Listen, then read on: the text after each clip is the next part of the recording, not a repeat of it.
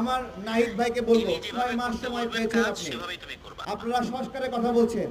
আরে ভাই 6 মাসে টেলিটকের যে সিম এদের তো উন্নতি করতে পারেন নাই, টেলিটকের সিমে নেটওয়ার্ক পায় না। তাহলে আপনি আপনার উপর যে কাজ ছিল সেই কাজ বাদ দিয়ে কোন আজগবি কাজে আপনি ব্যস্ত ছিলেন যে টেলিটকের উন্নয়ন করতে পারেন নাই? আপনাকে কেন ইন্টারনেটের বিল বাড়াতে হলো? আমাদের আসিফ মাহমুদ ভাইয়ের উপর একটা দায়িত্ব ছিল, উনি কথা দিয়েছিলেন রানা প্লাজার ক্ষতিগ্রস্তদের জন্য উনি কিছু করবেন। 108 কোটি টাকা শেখ হাসিনা চুরি করেছিল প্রধানমন্ত্রীর দপ্তর থেকে, সেই টাকা উদ্ধার করে রানা প্লাজার ক্ষতিগ্রস্তদের দিবেন।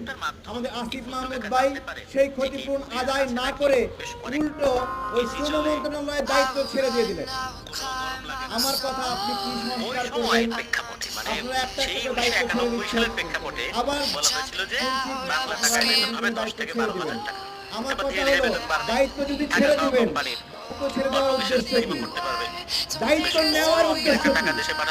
আপনি দায়িত্ব নেওয়ার উদ্দেশ্য ছিল ক্ষমতা, দায়িত্ব ছেড়ে দেওয়ার উদ্দেশ্য দুইটাই ক্ষমতার উদ্দেশ্যে। একবার দায়িত্ব নিয়েছেন 6 মাস ধরে খাবেন বলে, আবার এখন দায়িত্ব ছাড়ছেন সামনে 5 বছর খাওয়ার জন্য। লজ্জা লাগে না? দেশকে ফাঁদের মধ্যে ফেলে রেখে চলে যাচ্ছেন, দেশকে বিপদের মুখে ফেলে রেখে চলে যাচ্ছেন। ছাড়বেন কেন? ক্ষমতা ছাড়লে নিয়েছেন কেন?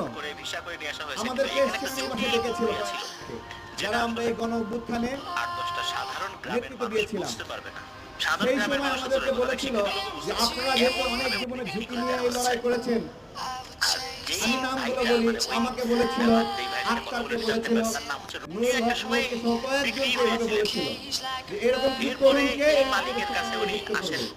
তখন এই নাগরিক কমিটি বৈষম্য বিরোধী যারা দেখছেন এরা বিরোধিতা করেছিল, বলেছিল যে এদের মূল রাজনৈতিক পরিচয় কি? পরিচয় রাজনৈতিক পরিচয় হওয়ায় এদেরকে নেওয়া যাবে না। আজকে এরাই বলে এরা নাকি জাতীয় সরকার গঠনের উদ্যোগ নিয়েছিল।